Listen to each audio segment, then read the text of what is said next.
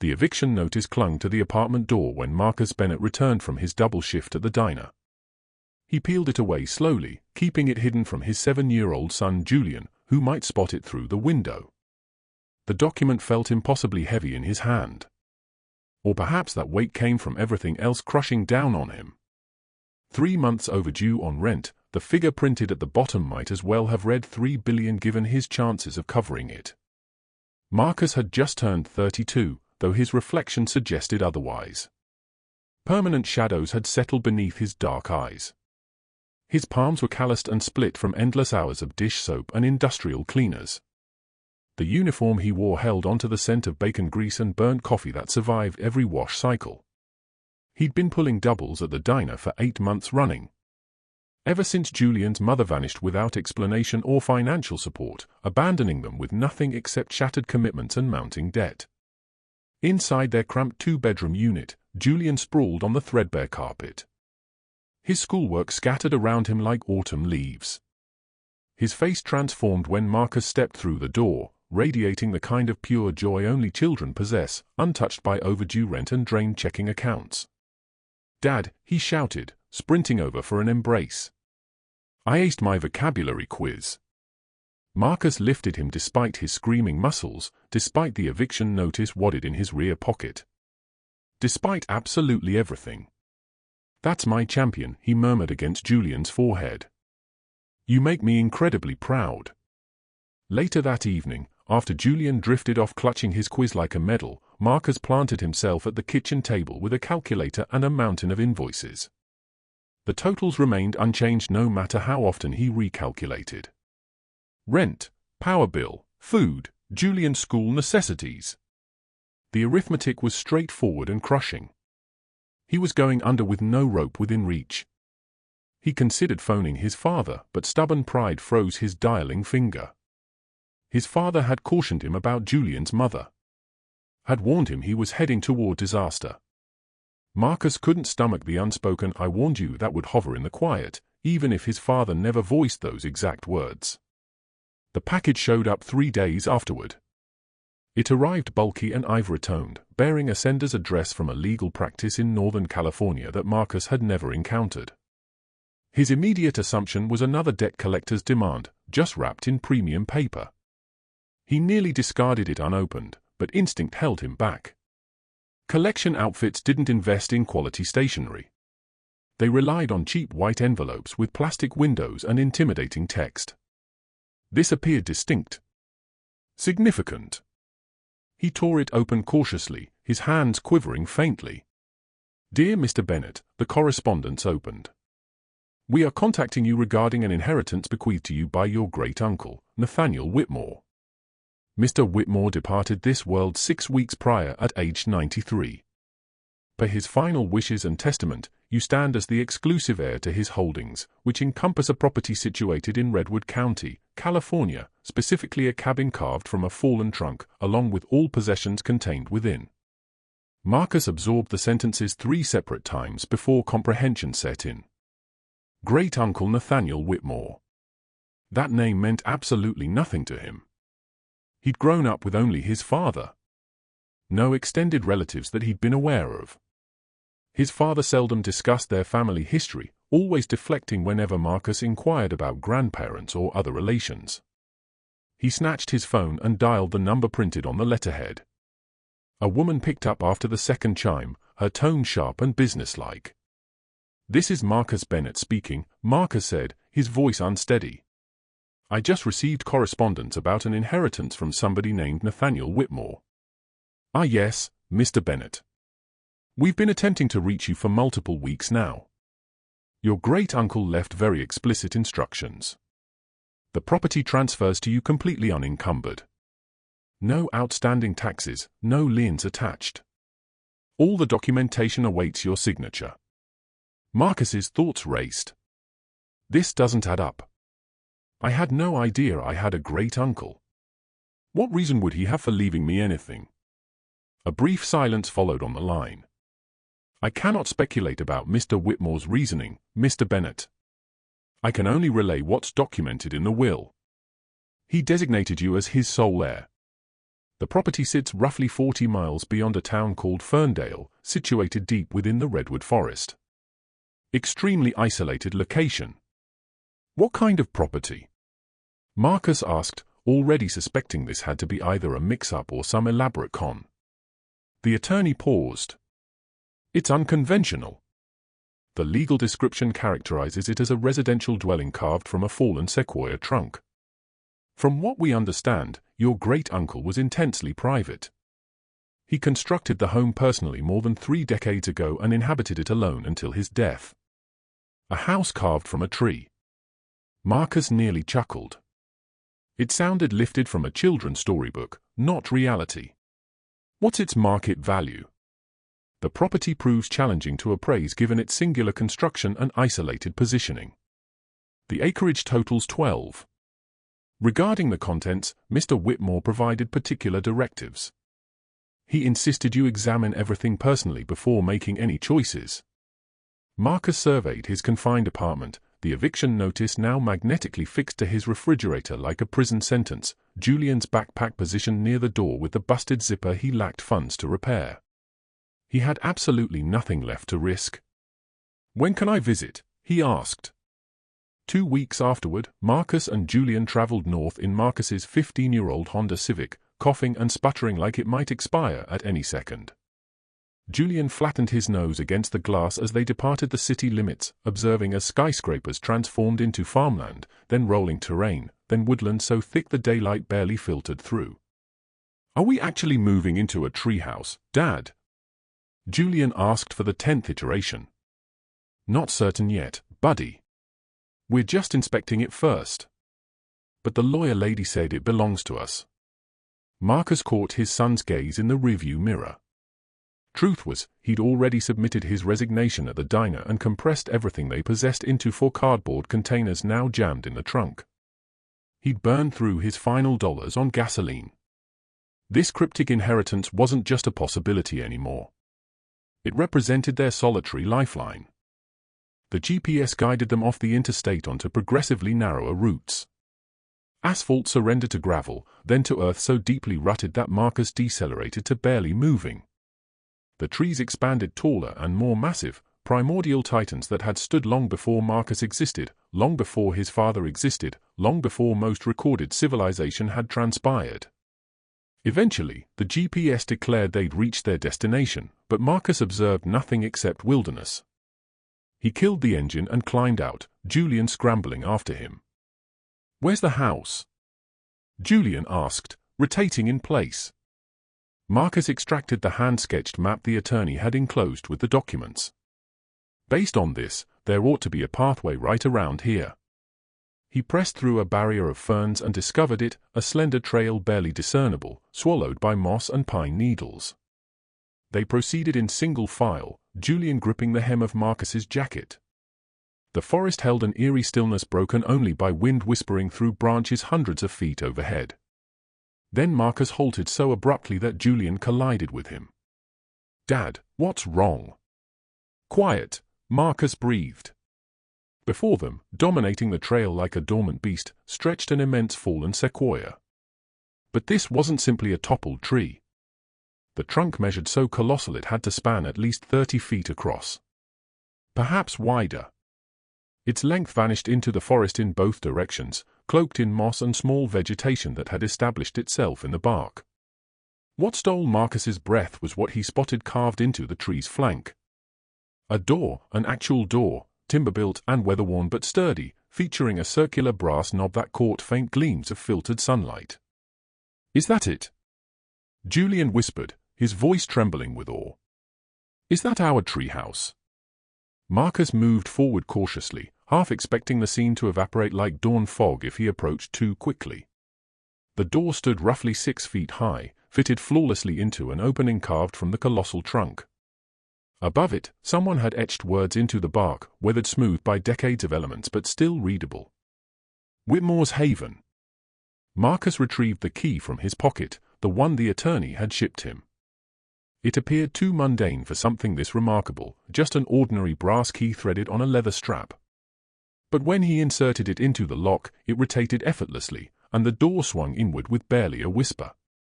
The interior stole his breath. The hollow cavity inside the fallen sequoia had been converted into living quarters that seemed to radiate warm amber light. Windows had been carved into the trunk at deliberate positions, channeling sunlight inside. The wood itself had been sanded and burnished until it gleamed like caramel. The space exceeded Marcus's apartment in size. A central living zone featured a wood-burning stove, handcrafted furniture that appeared to have sprouted organically from the tree itself, and shelving carved straight into the trunk's interior walls. To the left stretched a kitchen zone with a hand pump faucet and countertop fashioned from a polished burl slab. To the right, a sleeping platform reached by a ladder integrated into the wall. Dust blanketed everything, undisturbed for weeks. But underneath the grime, Marcus recognized the meticulous attention invested in every element. This transcended mere housing. It was craftsmanship elevated to art, a devotion that must have consumed years. Julian rushed past him, whooping with joy as he investigated. "Dad, there's a ladder. Can I climb up?" "Be careful," Marcus shouted, though he was grinning. He ventured deeper into the space, gliding his palms across the satiny wood walls. The tree still possessed life in some manner.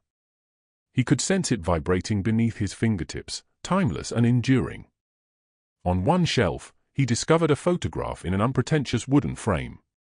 An elderly man with a lined face and gentle eyes stood before the very entrance Marcus had just crossed. He wore denim overalls and a plaid shirt, his hands worn and powerful. His great-uncle Nathaniel, he presumed. He examined the face, searching for any similarity to himself, to his father, to anyone familiar. The eyes perhaps, they shared the same contour as his own. Adjacent to the photograph rested a leather-bound journal. Marcus lifted it delicately, the leather supple with years. He opened to the initial page. Year 1, the entry started in tidy, methodical script. "I've chosen to record this endeavor, not for others, but for my own clarity. To preserve the reasons behind this. To remember that sometimes the sole path to recovery is constructing something fresh from what has collapsed." Marcus scanned through the pages, years of entries chronicling the cabin's construction, the obstacles of solitary work, the fulfillment of each finished section. But interspersed were more intimate passages, meditations on isolation, on mistakes, on relatives he'd abandoned. "I think of my brother constantly," one entry stated. "I question whether he forgave me for departing. I question whether his son, my nephew, ever learned of my existence. I pray that someday they comprehend. I needed to leave. The world grew too chaotic, too invasive. I required stillness to rediscover myself." Marcus's throat constricted. The brother would have been his grandfather, a man who passed before Marcus was born, a man his father rarely mentioned.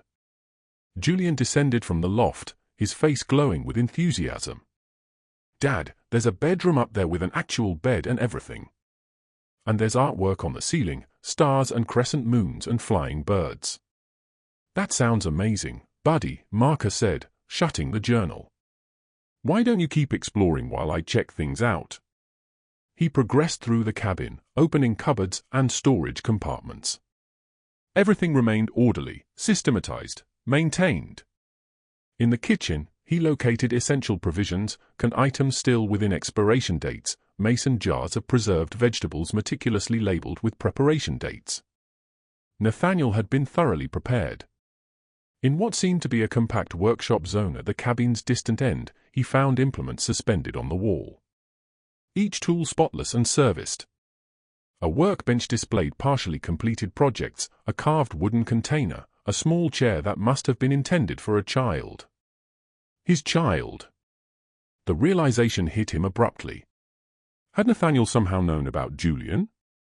Had he been observing from a distance, this hermit great-uncle who dwelled inside a tree? As he inspected the workshop more thoroughly, something seized his attention. The floorboards in one corner didn't quite align with the rest. They matched in wooden finish, but the grain pattern ran at a subtly different angle. He dropped to his knees and traced his fingers along the junction. A tiny indentation existed, almost imperceptible. He pressed it and one plank elevated slightly, exposing a concealed mechanism underneath. Marcus's pulse accelerated. He raised the board cautiously, then the adjacent ones. Below them sat a metal panel featuring a combination lock, the type found on a vault. "Dad, what's that?" Julian had materialized at his side, perpetually inquisitive. "Not sure, buddy. Some kind of hidden compartment maybe." But even voicing it, Marcus understood this exceeded simple storage. People didn't conceal compartments beneath floorboards with combination locks. They concealed secrets. He settled back, studying the lock. 5 digits, 0 through 9 on each dial. The potential combination stretched into infinity. He scanned the workshop, hunting for hints. Nathaniel had been systematic, deliberate. If he'd intended this for discovery, he would have provided access. His gaze landed on the journal he'd set on the workbench. He snatched it and began searching more intently this time, seeking numbers, dates, anything that might function as a combination. Near the journal's conclusion, on one of Nathaniel's final pages, he discovered an entry that stopped him cold. "Today marks my 93rd birthday. I've survived a lengthy existence, longer than I earned, possibly. If you're reading this, young one, then you discovered your way home. The answer you need is straightforward. When did your life genuinely commence? The day he was born. The day everything transformed." Marcus's hands quivered as he advanced the page. There, preserved between the pages like a pressed leaf, rested a newspaper fragment. The paper had yellowed and grown fragile, but the headline remained legible. "Baby boy born to local resident." The date on the newspaper read August 12, 1993, Marcus's birthday. Below the headline appeared a photograph of a young man cradling a newborn infant. His father, younger than Marcus had ever witnessed him, and himself, mere hours old. His father had claimed he was born in a city hospital, that no photographs existed because cameras weren't permitted in delivery rooms during that era. But this clipping indicated otherwise. It originated from a small-town publication, Ferndale Chronicle. His father had been here, in this town, when Marcus entered the world. With quivering fingers, Marcus attempted the combination. 0-8-1-2-9-3, August 12, 93. The lock released with a click. Marcus raised the metal panel, his pulse hammering so violently he could sense it in his temples. Julian crowded beside him, both peering down to view what lay concealed. The first thing Marcus observed was layers of papers, documents secured with rubber bands and twine. But below those, catching light from the windows, existed something else. Currency.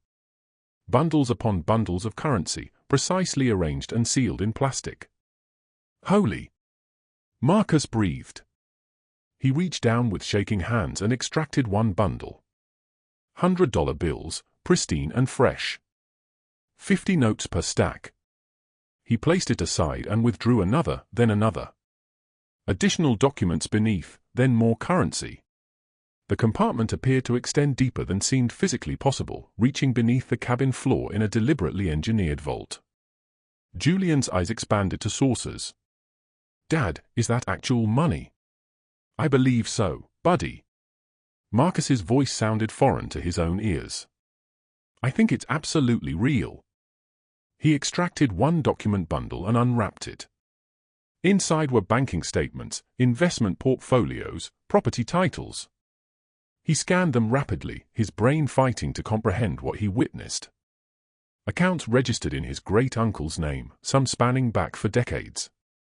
Real estate assets across 3 separate states. Stock certificates from corporations he'd never encountered. And at the pile's bottom, a letter addressed to him in Nathaniel's meticulous script. Marcus set everything else aside and unfolded the letter carefully. His hands continued trembling. "Dear Marcus," it opened. "If you're reading this, then you discovered your way to Whitmore's Haven, and you've been sharp enough to unlock the vault. I anticipated nothing less.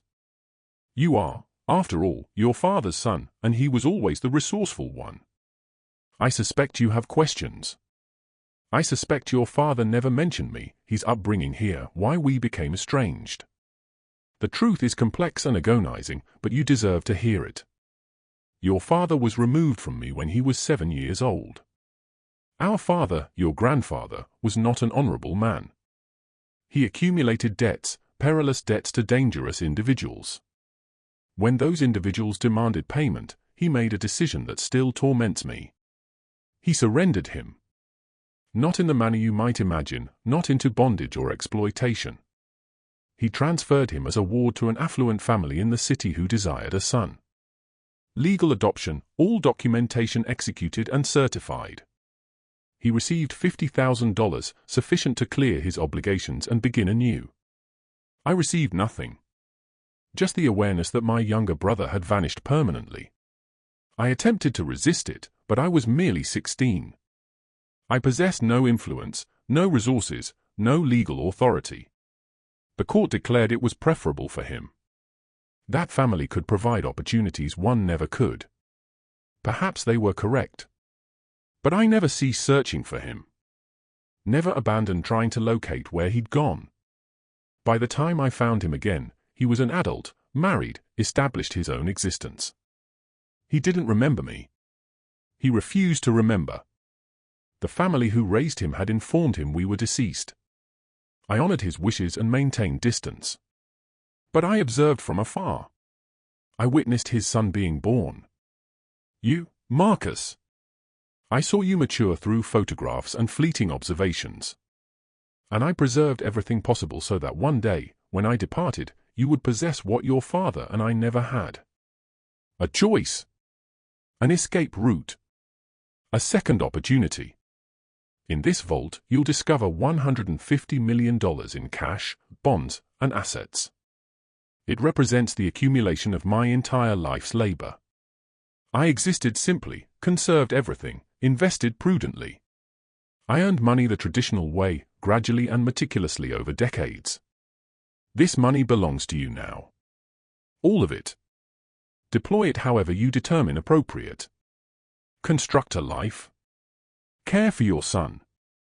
Assist others if you're inclined, or conceal it and act as if you never discovered it. The choice is yours.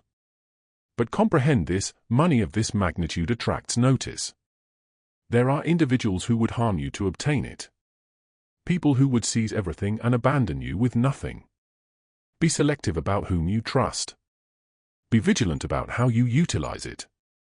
And whatever you do, safeguard your son above everything else. I regret I never met you personally, Marcus. I regret I wasn't present for your father when he required family. I regret countless things.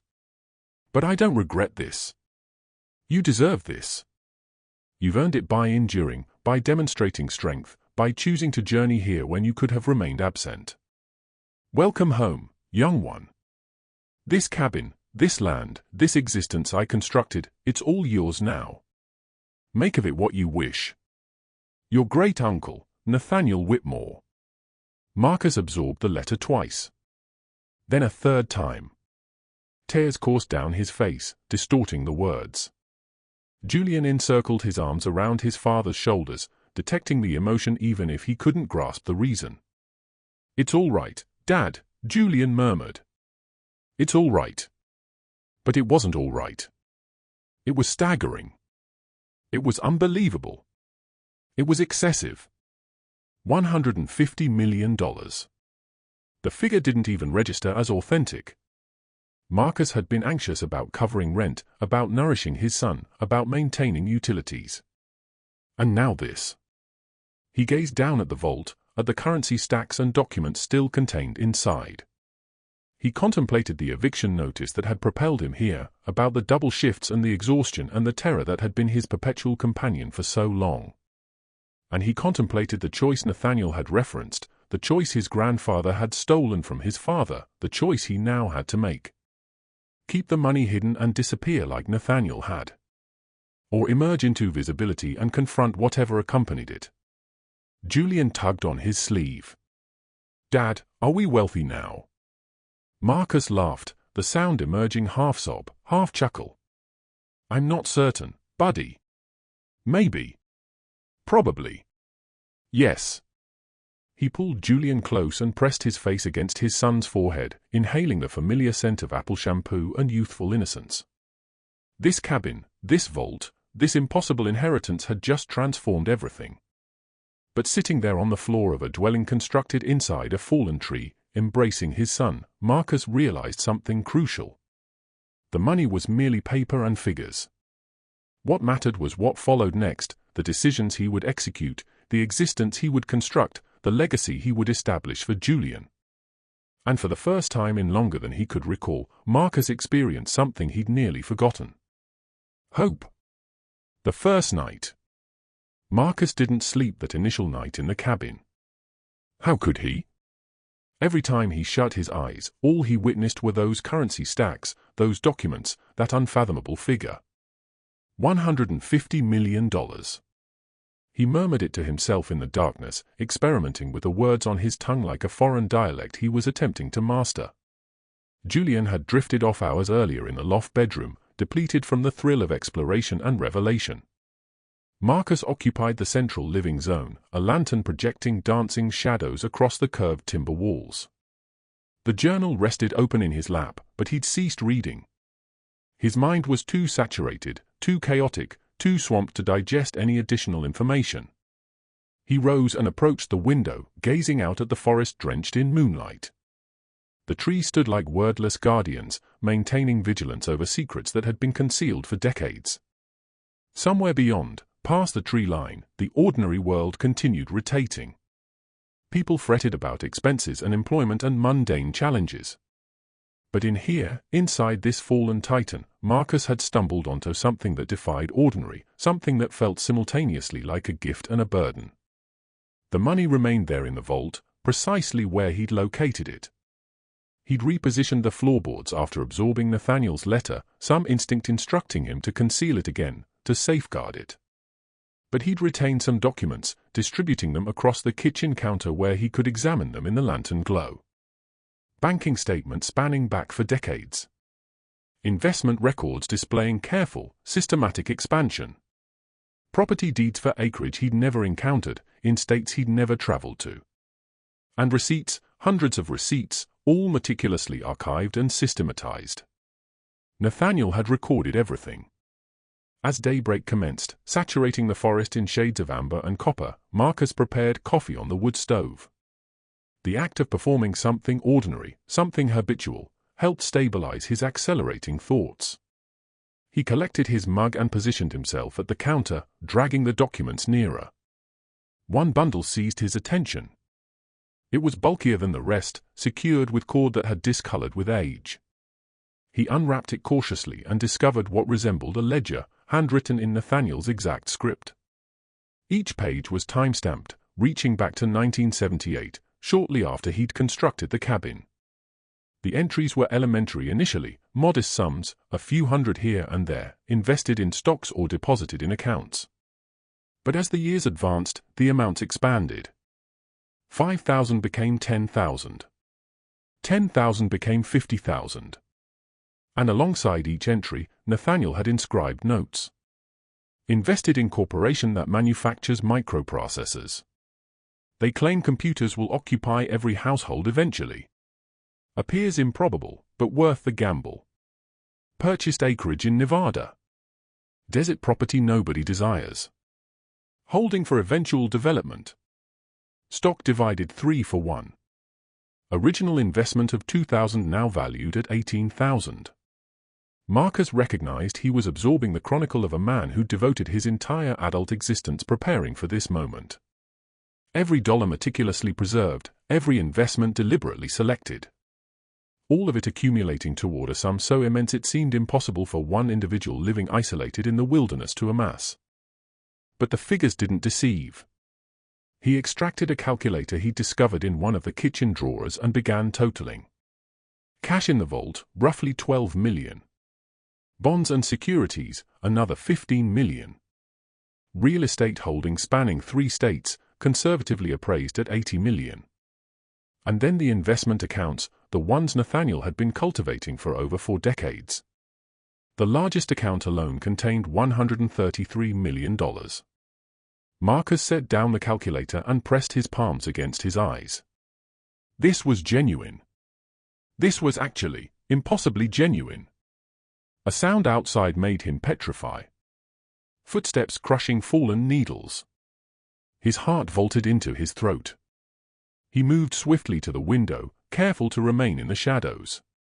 A man stood at the clearing's periphery, perhaps 50 yards from the cabin entrance. He wore hiking attire and carried a backpack. But something about how he stood there, motionless, observing the cabin, made Marcus's skin crawl with alarm. He watched as the stranger extracted a phone and captured several photographs of the cabin, then initiated a call. He couldn't discern what was being said, but the body language was rigid, concentrated.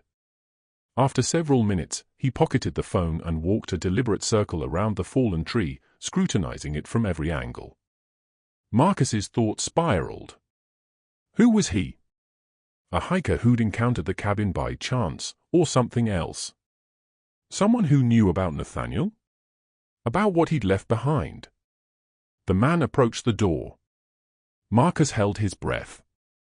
He tested the handle. Locked. He'd confirmed that last night. He knocked. 3 crisp raps that reverberated through the hollow tree. "Hello," he announced. "Anyone inside?" "I'm searching for the Whitmore property." Marcus didn't stir. Didn't breathe. Julian was still sleeping upstairs. If this man posed danger, if he knew about the money, he needed to shield his son above everything else. The man lingered, knocked again. When no response came, he retrieved his phone and captured more photographs, this time of the door, the windows, the carved nameplate above the entrance. Then he retreated toward the trail, but not before pausing once more to examine the cabin, his expression cryptic. Marcus's hands trembled.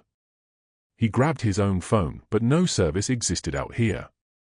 He'd known that arriving. The attorney had cautioned him. The nearest cell tower sat 15 miles distant. He was isolated out here, completely isolated, with a fortune people would murder for and a 7-year-old son to protect. "Dad." Marcus pivoted to find Julian descending from the loft, rubbing sleep from his eyes. "Morning, buddy," Marcus said, compelling his voice to sound steady. "How'd you rest?" "Great. The bed is super comfortable." Julian shuffled over and encircled his arms around Marcus's waist. "Can we explore more today? I want to see the entire forest." Marcus hesitated. The sensible action would be packing up and departing immediately. Drive back to the city. Determine what to do from somewhere secure. But the eviction notice flashed in his mind. They had no residence to return to. And if that man knew about this location, leaving might not render them any safer. "We'll see," Marcus said. "First, let's have breakfast." He prepared oatmeal on the wood stove using provisions from Nathaniel's meticulously maintained pantry. As Julian ate, Marcus re-examined the documents, searching for anything that might clarify who would know about this place, who might arrive seeking what Nathaniel had concealed. That's when he discovered the second letter. It was inserted inside the ledger, sealed in a waterproof pouch. The envelope was marked with a single word, "Warning." Marcus's stomach plummeted. He opened it with quivering fingers. "Marcus, if you're reading this second letter, then something has transpired that concerns you. Perhaps someone has visited the cabin. Perhaps you felt observed. Perhaps you've begun to comprehend that a fortune of this magnitude doesn't remain secret indefinitely. I need to reveal the truth about where this money originated. Not all of it derived from prudent investments and desert acreage acquisitions. Some of it, a substantial portion, came from my former existence. The existence I abandoned when I journeyed to these woods. I wasn't always a hermit. Once, a very long time ago, I worked for a man named Vincent Moretti. He controlled operations throughout Northern California. Legitimate enterprises on the surface, but underneath, less honorable ventures. I was his accountant, his bookkeeper. I managed money that flowed from sources I attempted not to contemplate. For 20 years, I transferred money for Vincent. I laundered it, invested it, rendered it legitimate. And I maintained meticulous records of everything, every transaction, every account, every dollar that moved through my hands. It was my insurance policy, my guarantee that if Vincent ever concluded I knew too much, I had leverage to keep me breathing. In 1976, Vincent died. Heart attack at his desk. Swift and clean. His sons inherited the business, but they were reckless, negligent. I recognized the inevitable outcome. Either they'd get apprehended and drag me down with them, or they'd eliminate anyone familiar with their father's operations. Either way, I was a liability. So I took what I'd accumulated, what I'd carefully siphoned over 2 decades, fractions of millions that Vincent never detected missing, and I vanished. I constructed this cabin in a fallen tree in the middle of nowhere, and I became someone else. Someone quiet. Someone who didn't exist in any database or record. Vincent's son searched for me initially. I learned through old contacts that they'd extended inquiries, asking questions. But eventually they presumed I was deceased or too cautious to resurface. And as years transformed into decades, I became a phantom. A tale old men shared in dim backrooms. Did you hear about old Nathaniel? Disappeared without a trace. Probably fish food in the harbor. But here's what you must comprehend. I preserved the records, all of them. Every transaction, every account, every illegal dollar I ever handled for the Moretti family. They're in the vault, Marcus, sealed in waterproof containers, organized chronologically. It's 40 years of evidence that could dismantle what remains of their organization. I retained the records because they kept me safe. As long as those records existed somewhere, known exclusively to me, the Morettis had reason to let sleeping dogs lie. If they eliminated me, those records might emerge. Better to assume I was gone and forget about me. But now you possess those records. And if anyone in that family discovers this fact, if they realize Nathaniel Whitmore had an heir who might know where his secrets are buried, you will become a target. This is the burden I've left you alongside the fortune. I apologize for it. I wish I could have explained in person, could have prepared you, but I'm 93 years old and time doesn't wait for perfect moments. My counsel, take the money, leave the records untouched, and vanish the way I did. Construct a new existence somewhere nobody knows your identity. Or if you're braver than I ever was, utilize those records. Expose what the Morettis built. Deliver justice that's decades overdue. But comprehend the cost. They will pursue you. They will not cease. The choice is yours. But whatever you determine, act swiftly. My death would have been noticed. Questions will be raised. Eventually, someone will recall this place, this cabin, and they will come searching. Trust no one. Protect Julian above all else. And forgive me for placing this weight on your shoulders. Nathaniel. Marcus absorbed the letter 3 times, his coffee growing cold beside him. Each word felt like a stone settling in his gut. The money wasn't simply money. It was evidence. It was leverage. It was danger. That man this morning, the one capturing photographs. Was he a hiker or was he a scout?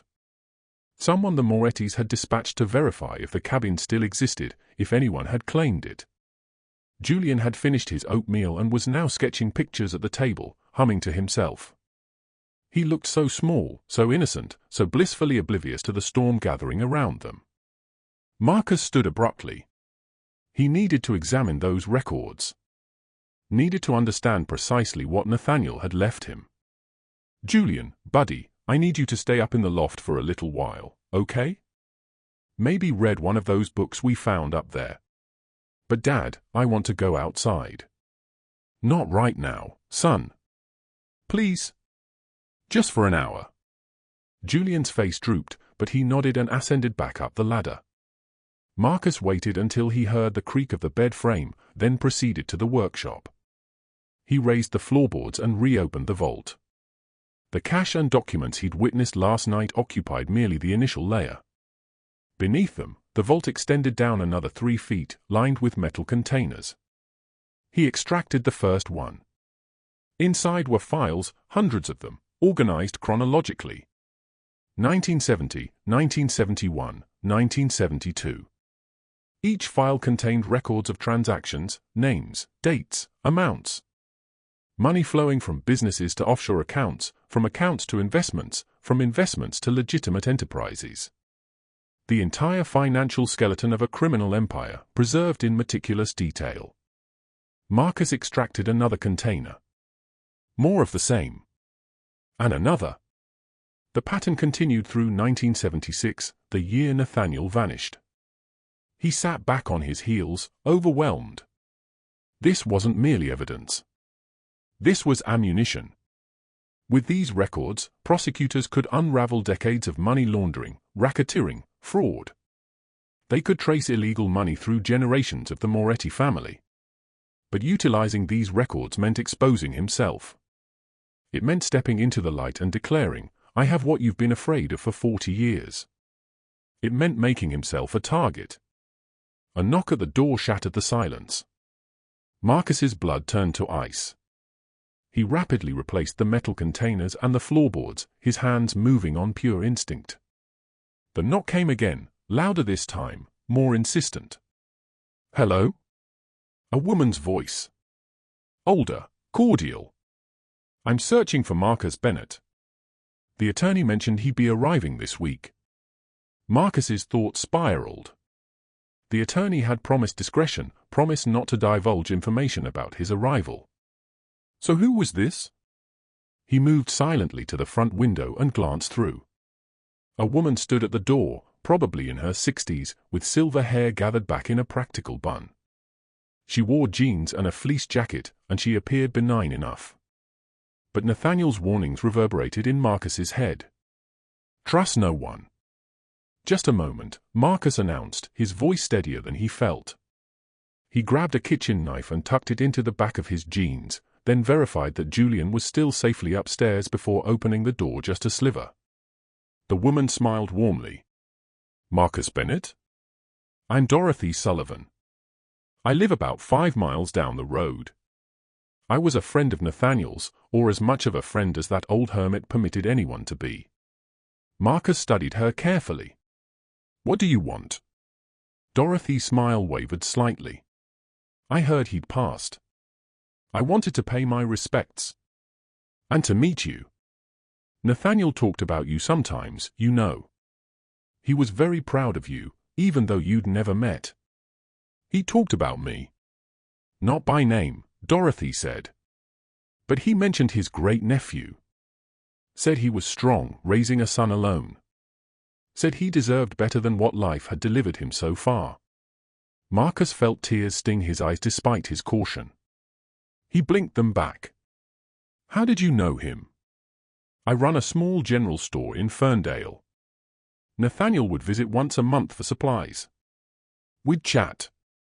Nothing profound, just small talk about weather and wildlife. But over the years, you develop a sense of people. He was a good man, Marcus. A troubled man perhaps, but a good one." Marcus wanted to believe her.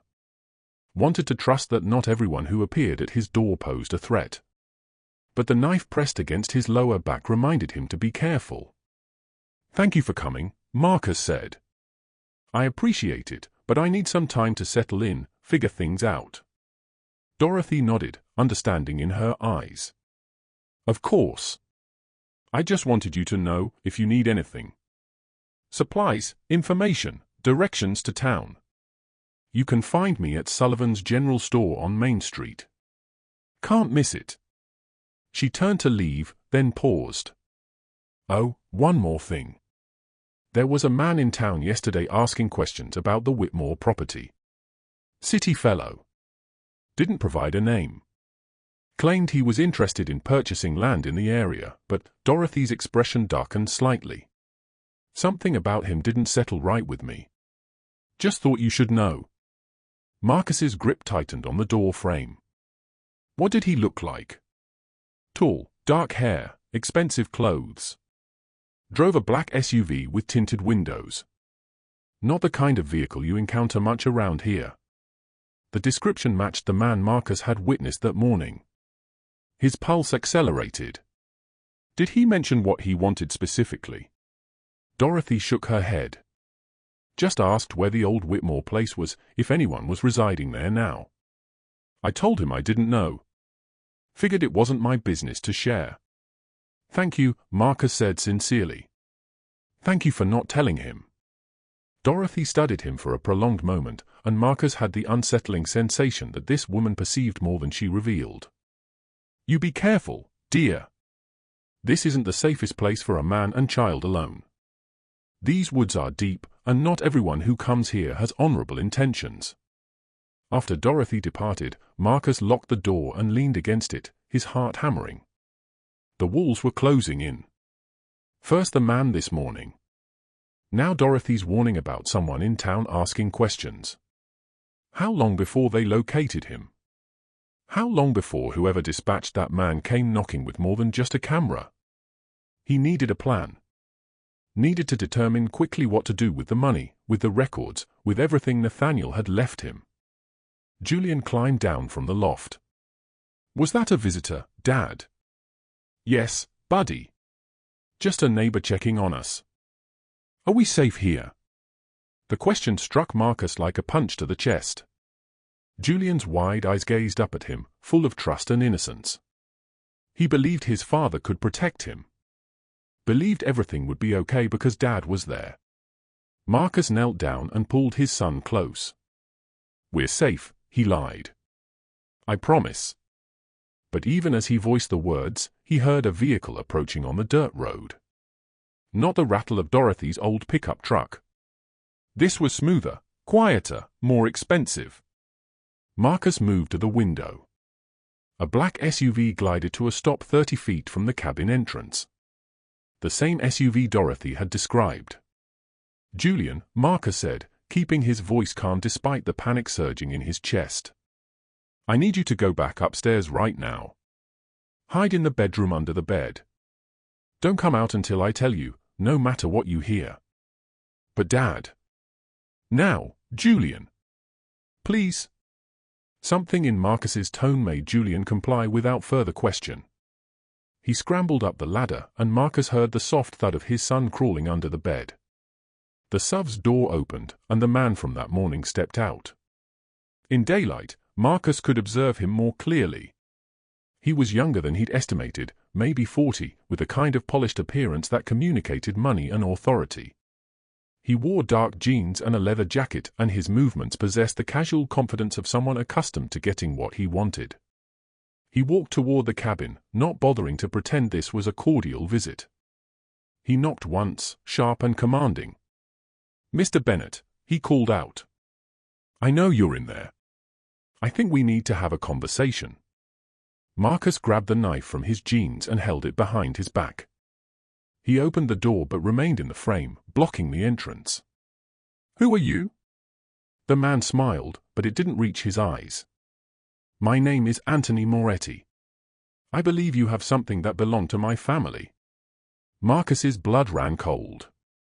Moretti. The name from Nathaniel's letter. The family he'd fled from 40 years ago. I don't know what you're talking about, he said. Anthony's smile widened. Please, Mr. Bennett, let's not play games. Nathaniel Whitmore worked for my grandfather. When he disappeared in 1976, he took something with him. Financial records that could be, let's say, embarrassing to my family if they were to surface. I just inherited this cabin, Marcus said, forcing his voice to stay level. I don't know anything about financial records. Anthony took a step closer. Marcus tightened his grip on the knife. That may be true, he said. In which case, this conversation will be very brief. You'll let me search the property. I'll retrieve what's mine, and you'll never hear from me again.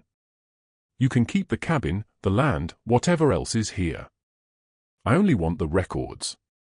And if I say no? Anthony's expression hardened.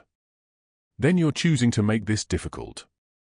And I should warn you, Mr. Bennett, my family has very little patience for difficulty, especially when it comes to matters of, shall we say, legacy protection. Marcus's mind raced. If he let him search, he'd find the vault. He'd take the records, yes, but he'd also discover the money. And once he knew about the fortune Nathaniel had accumulated, he'd never let him keep it. He'd claim it belonged to his family. Or he'd simply seize it by force. But if he refused, if he tried to resist, what chance did he have? He was isolated in the woods with a 7-year-old son and no way to summon help. He made a split-second decision born of desperation and paternal instinct. "I'll make you a deal," he said. Anthony raised an eyebrow.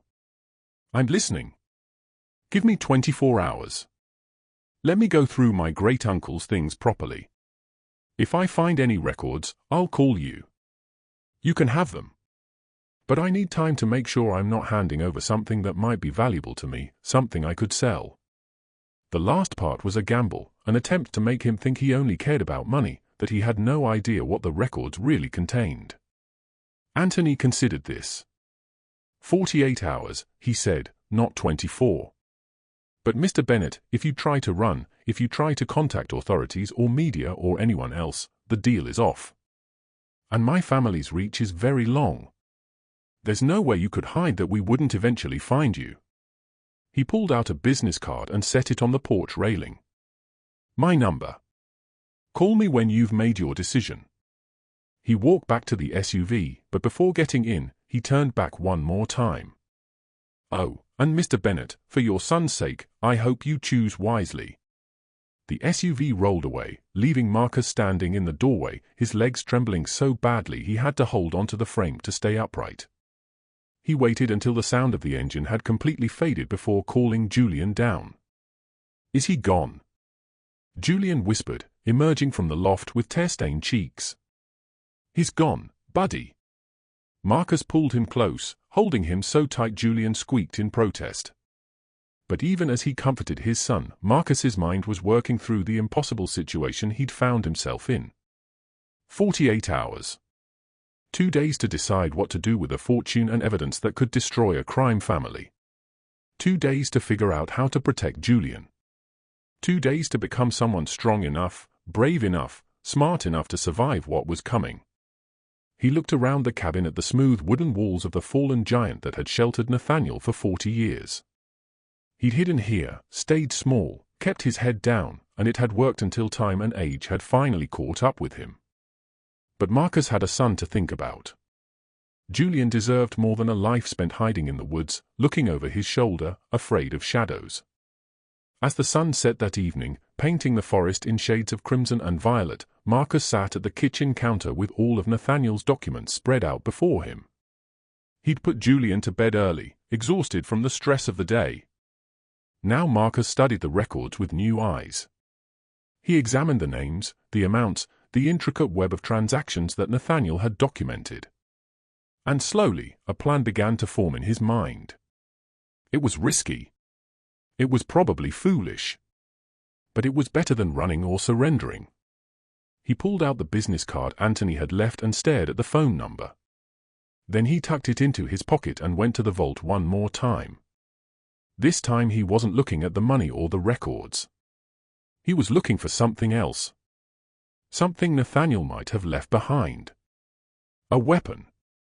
A backup plan. Insurance beyond just documentation. And in the very bottom of the vault, beneath everything else, he found it. A small safe deposit box with a letter taped to the top. For emergencies only, the letter read. Sometimes the only way out is through. Marcus opened the box with trembling hands. Inside was a flash drive and another letter. He read it quickly, his eyes widening with each paragraph. Nathaniel hadn't just kept records. He'd kept copies, multiple copies, stored in different locations with different attorneys and banks. Instructions for automatic release. If anything happened to him or his heir, the records were rigged to go public. If Marcus or Julian died under suspicious circumstances, it was a dead man switch. The ultimate insurance policy. Marcus clutched the flash drive and laughed, the sound coming out half desperate, half triumphant. Nathaniel hadn't just given him money. He'd given him power. Now he just had to figure out how to use it before Anthony Moretti's 48 hours ran out. The decision. The clock on the wall read 3:47 in the morning when Marcus finally made his decision. He'd spent hours poring over Nathaniel's documents, the flash drive, and the letters explaining his dead man's switch. Sleep had been impossible. Every creak of the cabin made him jump. Every rustle outside sent his heart racing. The weight of $150 million and the power to destroy a crime family pressed down on his chest like a physical thing. Julian slept peacefully upstairs, unaware that their lives hung in the balance. Marcus envied that innocence even as he fought to protect it. He couldn't do this alone. That much was clear. Anthony Moretti's 48-hour deadline was ticking down, and he needed help from someone who understood the legal system, someone who could navigate the dangerous waters he was drowning in. But who could he trust? Nathaniel's warning echoed in his mind. Trust no one. Yet staying silent meant either surrendering everything to the Morettis or spending the rest of his life running. As dawn broke through the windows, painting the interior of the fallen Sequoia in soft gold, Marcus made a phone call. Not to Anthony Moretti. Not to the police. To the one person in his life who'd never let him down, even when Marcus had pushed him away. His father. The phone rang 4 times before a sleepy voice answered. Hello? Dad, Marcus said, his voice cracking. It's me. A pause. Then, Marcus? What's wrong? Is Julian okay? Julian's fine. We're fine. But I need to tell you something, and you're probably not going to believe it. For the next 20 minutes, Marcus explained everything. The inheritance, the cabin, the vault, the money, the Moretti family. All of it. He expected his father to interrupt, to call him crazy, to demand he come home immediately. Instead, there was only silence on the other end of the line. Dad? Are you still there? His father's voice, when it came, sounded strange, tight and strained. You found Nathaniel's cabin. You knew about him. Marcus's voice rose. You knew about your uncle, and you never told me. A long exhale. I didn't know he was my uncle. Not for a long time. The family who raised me told me my birth parents were dead.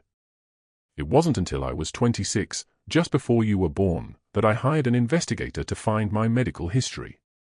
That's when I learned the truth. About my father selling me. About Nathaniel trying to stop it. Marcus's throat tightened. You knew all this and never said anything. What was I supposed to say? His father's voice cracked. That I came from a man who sold his son to pay gambling debts? That I had an uncle who worked for criminals and disappeared into the woods? I wanted to give you a normal life, Marcus. A life where you didn't have to carry that shame. But he left me everything, Dad. Everything. And now people are coming for it. Dangerous people. And I don't know what to do. His father was quiet for a long moment. Then you need to call someone I know. A lawyer. His name is Robert Sullivan. He handles complex cases, organized crime, witness protection. He's based in San Francisco, but he'll come to you if you need him. Sullivan? Like Dorothy Sullivan. Robert is her son.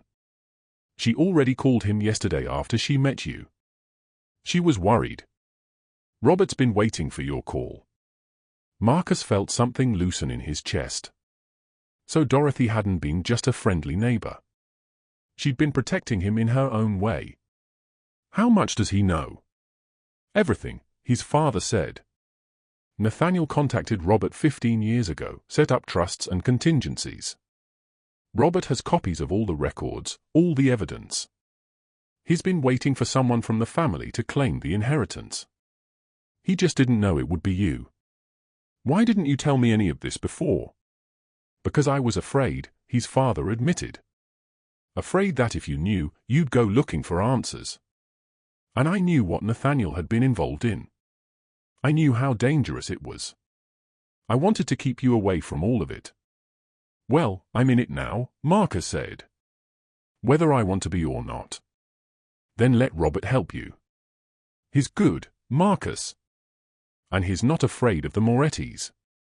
After hanging up with his father, Marcus fed Julian breakfast and tried to act normal. Tried to pretend everything was fine. But Julian was 7, not oblivious. He watched his father with worried eyes. "Dad, are we going to be okay?" Marcus knelt in front of his son, taking both his small hands. "Yes, buddy. We're going to be okay. But we're going to have some visitors today. People who want to help us. I need you to be brave, okay?" Julian nodded, his chin jutting out with determination that made Marcus's heart ache. "I'm brave like you, Dad." "That's right," Marcus whispered, pulling him close. "You're brave like me." Help arrives. Robert Sullivan arrived just before noon, driving a practical sedan that looked nothing like Anthony Moretti's threatening SUV.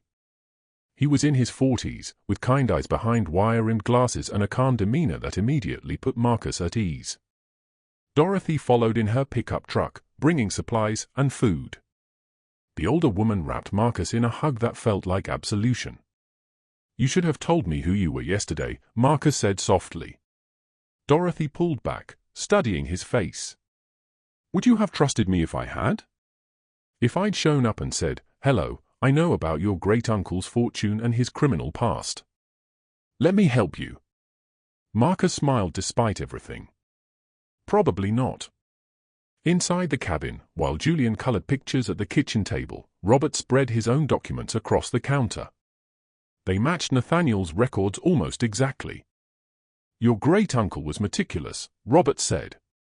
"He spent 40 years building a case that could bring down the Moretti organization.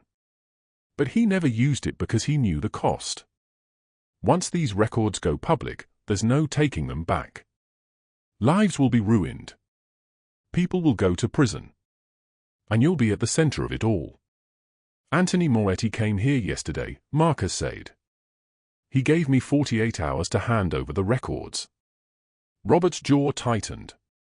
"That's not how this works. The records aren't just documents you can hand over. They're embedded in a system Nathaniel created, multiple copies in multiple locations, all set to release automatically if certain conditions are met." "What conditions?" "If you or Julian die under suspicious circumstances. If you're coerced or threatened. If you fail to check in with certain parties every 90 days. Nathaniel built a fortress around this evidence. So even if I wanted to give Anthony what he wants, I couldn't." "You could," Robert said carefully. "But it would require dismantling the entire system. And the moment you start doing that, every copy everywhere would be triggered to release. It's designed to be impossible to suppress." Marcus sat down heavily. "So my choices are what? Go public and spend the rest of my life looking over my shoulder, or do nothing and let the Morettis keep threatening me?" "There's a third option," Robert said. "We use the records as leverage. We approach the FBI with everything Nathaniel collected. In exchange for immunity and protection, you hand over evidence that could take down one of the oldest organized crime families in California.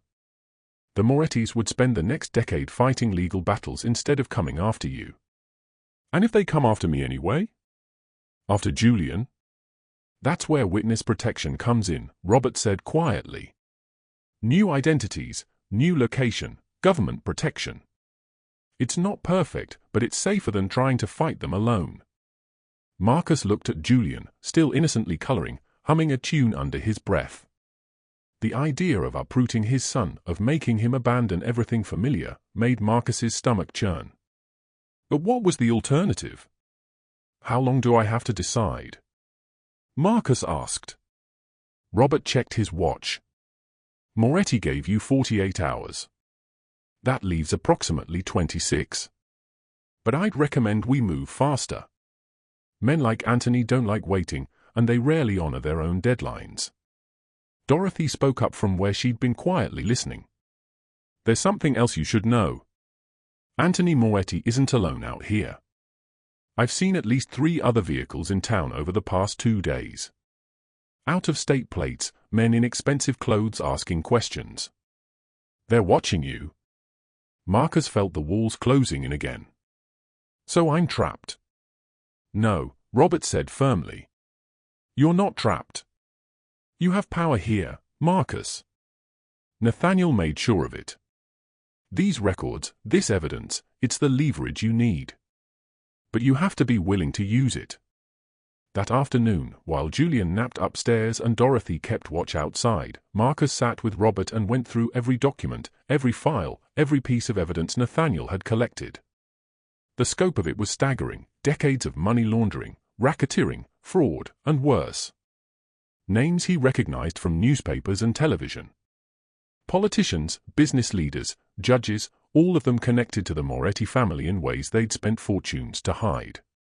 This isn't just about a crime family, Marcus realized.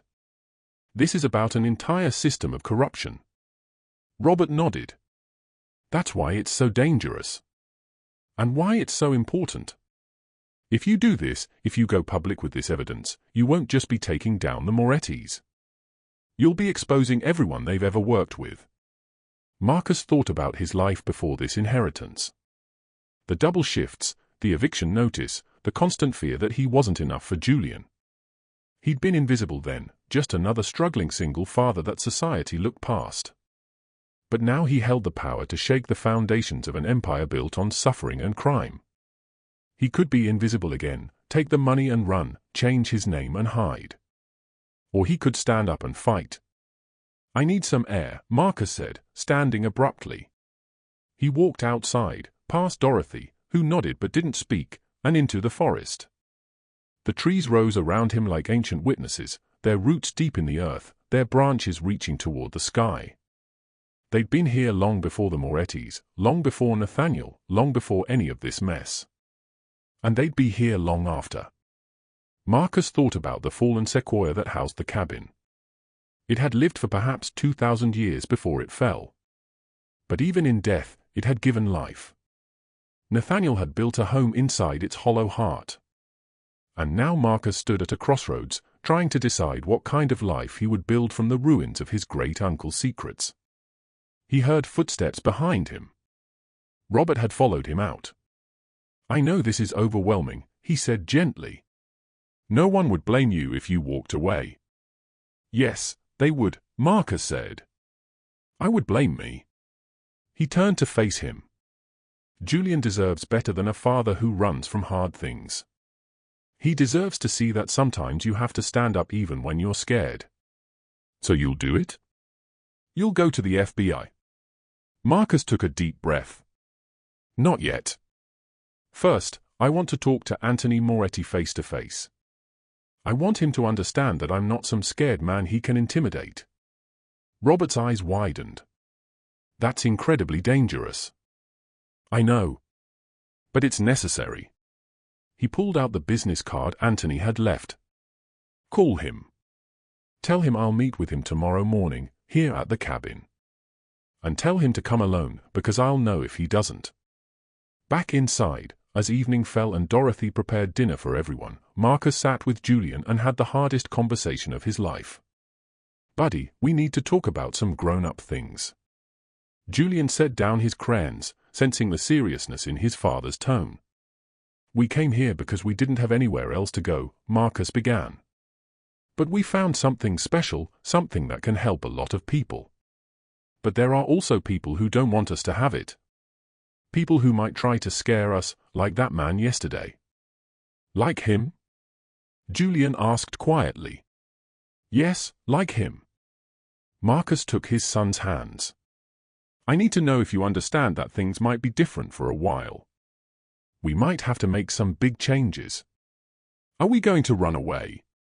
The question hit Marcus hard. Maybe, he admitted. But if we do, it'll be to somewhere safe. Somewhere we can start over without being afraid. I don't want to run away, Julian said, his voice small. I like it here. The cabin is magical, Dad. It feels safe. Marcus pulled his son into his lap. Sometimes being safe means being smart, buddy. And sometimes that means leaving a place we love. Will we come back? I don't know, Marcus whispered. I really don't know. That night, after Julian had finally fallen asleep and Robert and Dorothy had settled into their vehicles to keep watch, Marcus returned to the vault one more time. He sat on the floor, surrounded by stacks of cash and decades of secrets, and he let himself cry for the life he'd lost, for the future he couldn't predict, for the weight of responsibility that threatened to crush him. But when the tears finally stopped, something had shifted inside him. He wasn't the same man who'd arrived here a few days ago. That man had been running from eviction notices and unpaid bills. This man held the power to change lives, to bring justice, to protect his son. He thought about Nathaniel, alone in these woods for 40 years, carrying his secrets and his shame. He'd chosen isolation. He'd chosen silence. But he'd also chosen to prepare, to document, to make sure that someday someone would have the chance to do what he couldn't. Marcus stood and looked around the vault one last time. Then he climbed back up, replaced the floorboards, and went to sit by the window. Tomorrow, Anthony Moretti would come. And Marcus would show him that he wasn't prey. He was something much more dangerous, a father with nothing left to lose and everything to fight for. The confrontation. Dawn came too quickly. Marcus had barely slept, his mind running through scenarios and contingencies. Robert had tried to convince him to let him be present for the meeting with Anthony, but Marcus had refused. This had to be his conversation, his terms. He dressed carefully in jeans and a simple sweater. Nothing fancy or intimidating. Just himself. Julian was safely hidden at Dorothy's store in town, guarded by Dorothy's 2 grown sons, who Robert had quietly informed about the situation. At exactly 9 in the morning, Anthony Moretti's black SUV pulled up to the cabin. Marcus watched from the window as he emerged, this time accompanied by an older man in an expensive suit. So much for coming alone. He opened the door before they could knock. "I said come alone," he called out. Anthony smiled his cold smile. "This is my attorney, Victor Marsh. I thought it would be wise to have legal representation present." "Then you won't mind that mine is here too," Marcus said, nodding toward Robert, who emerged from behind the cabin. Anthony's smile faltered slightly. "Clever." They sat outside on logs Nathaniel had arranged as makeshift benches years ago. The forest was quiet except for bird calls and the whisper of wind through branches hundreds of feet above. "You wanted this meeting, Mr. Bennett," Anthony said. "So let's not waste time. What is it you want?" Marcus met his eyes steadily. "I want you to understand something. The records you're looking for, they're not something I can just hand over. They're part of a system my great-uncle built. A system designed to protect them and anyone who might have them." Victor Marsh leaned forward. "What kind of system?" "The kind where if anything happens to me or my son, every piece of evidence Nathaniel collected over 20 years automatically goes to the FBI, the IRS, the media, everyone." He let that sink in. He built a dead man switch. "And I'm the switch." Anthony's jaw tightened. "That's a very dangerous position to put yourself in." "Is it?" Marcus asked. "Because from where I'm sitting, it's the only thing keeping me alive. You can't threaten me without threatening yourselves." Victor spoke up, his voice smooth as oil. "Perhaps we can come to an arrangement. My clients are prepared to offer substantial compensation for your discretion." "How substantial?" Marcus asked, knowing Robert was recording every word. $10 million, Victor said. Cash, untraceable. In addition to allowing you to keep the property and any other assets you've inherited. Marcus pretended to consider it. "And in exchange?" "You dismantle the system. You hand over all copies of the records. You sign a non-disclosure agreement. And you disappear." There it was. The offer that was really a threat. Take the money and stay silent, or face the consequences. Marcus stood up. "Here's my counteroffer. I keep everything Nathaniel left me, the money, the property, the records. And your family leaves me and my son alone. Forever." Anthony laughed, a harsh sound. "That's not how this works." "No?" Marcus pulled a flash drive from his pocket. This contained copies of just some of what Nathaniel collected. Financial records from 1970 through 1976. I had my attorney review them last night. He looked at Anthony. Did you know your grandfather was stealing from his own family? Skimming millions off the top before distributing profits? It's all documented. Anthony's face went pale. You're lying. Marcus tossed him the flash drive. Check for yourself. But here's the thing, Anthony. Those records don't just hurt my great-uncle's reputation. They hurt yours. If I go public, your family doesn't just face criminal charges. You face civil war. Your relatives will turn on each other, fighting over money that was stolen decades ago. Victor grabbed Anthony's arm. Don't listen to him. He's bluffing. Am I? Marcus asked. Because I'm prepared to find out. Are you? The two men exchanged glances. Finally, Anthony stood. You're making a mistake, Mr. Bennett. A very serious mistake. No, Marcus said quietly. I'm making a choice. The same choice my great-uncle should have made 40 years ago. I'm choosing to stop running. After they left, Robert emerged fully from his hiding spot, his recording device in hand. That was incredibly brave, he said. And incredibly stupid. Marcus smiled despite his shaking hands. Probably both. Will they back off? For now, Robert said. But this isn't over. You've shown them you have teeth. Now they'll spend time figuring out how to pull them. Then we need to move first, Marcus said. He looked at the cabin, at the fallen tree that had sheltered secrets for so long. I want to go to the FBI. I want to use the records. Not to destroy people, to expose the truth. Let justice run its course. Robert nodded slowly. That's the right choice. It's going to be hard. Maybe the hardest thing you've ever done. But it's right. The aftermath. Over the next 3 days, Marcus's life transformed in ways he never could have imagined. Robert arranged a meeting with the FBI's Organized Crime Task Force. Marcus spent hours in a secure location, going through documents with federal agents who couldn't believe what they were seeing. The scope of Nathaniel's evidence was even more extensive than he'd realized. Not just the Moretti family, but connections to families across the country. A web of corruption and crime that had operated in shadows for generations. And now Marcus held the light that would expose it all. The media got wind of the story almost immediately. Suddenly, Marcus's face was on the news. Interview requests poured in. Camera crews camped outside Dorothy's store, trying to get a glimpse of the man who'd inherited $150 million and the evidence to bring down a criminal empire. Marcus's father flew out from the city. And for the first time in years, they had honest conversations about family, about secrets, about the weight of carrying pain across generations.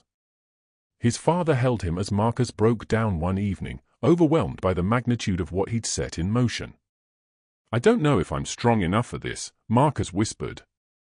His father stroked his hair. You don't have to be strong all the time. You just have to be brave enough to try.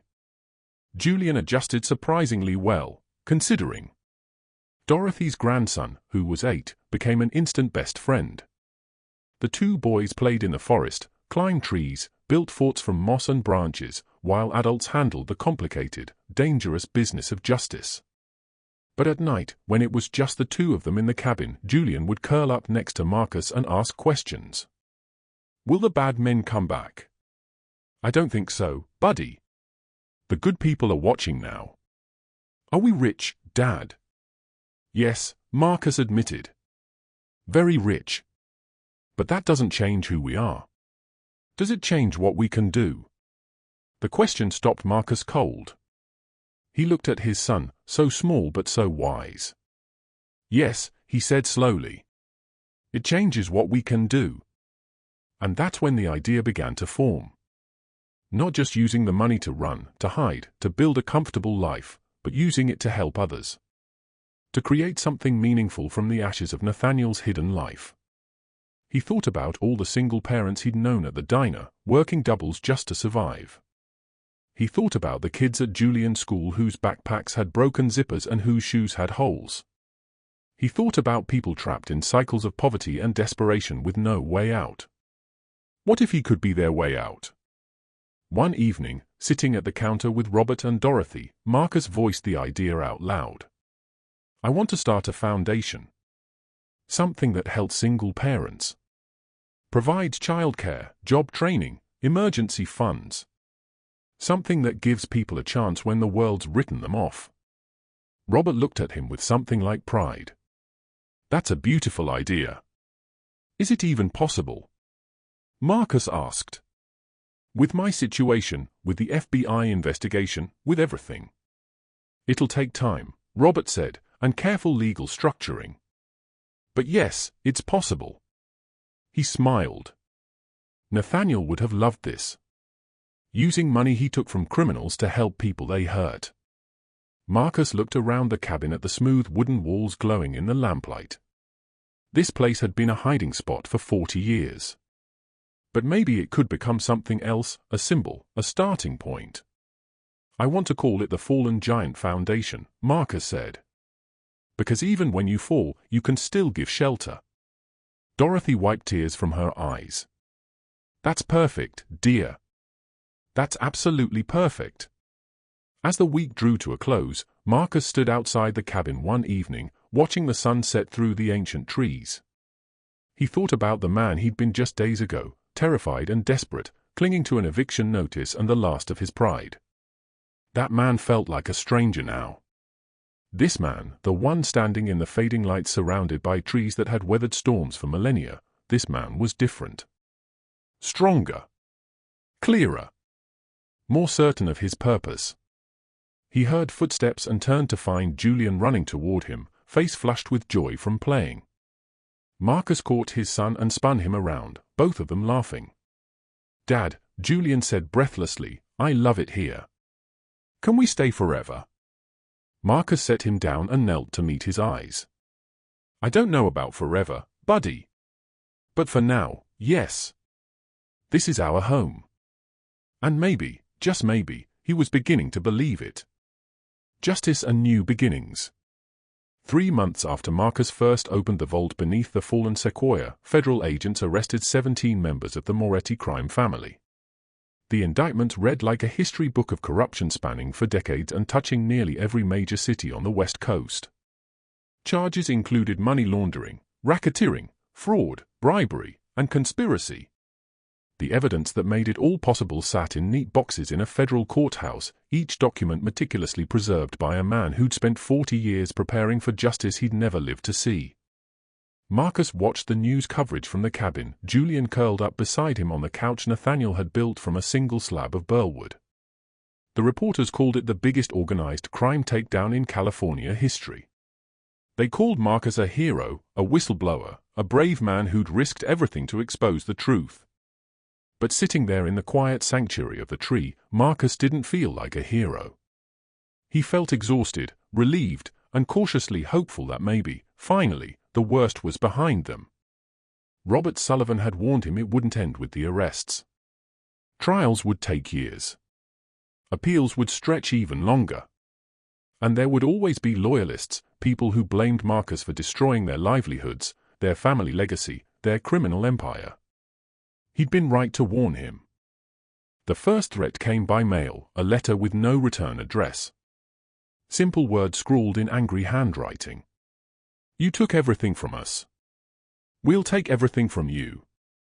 Marcus had immediately called the FBI. Agents increased patrols around the property. Security cameras were installed throughout the forest surrounding the cabin. Dorothy's sons took turns keeping watch at night, though they never told Julian what they were really doing. To the 7-year-old, they were just friendly neighbors who liked to camp nearby. The second threat was more direct.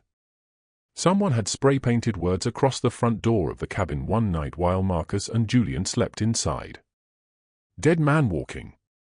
That one shook Marcus badly, not because of the words themselves, but because someone had gotten that close. Someone had stood on his porch, can in hand, while his son slept 20 feet away. He'd scrubbed the paint off before Julian woke, his hand shaking so badly he could barely hold the brush. Then he'd sat on the floor with his back against the door and cried until he had no tears left. Dorothy found him there an hour later.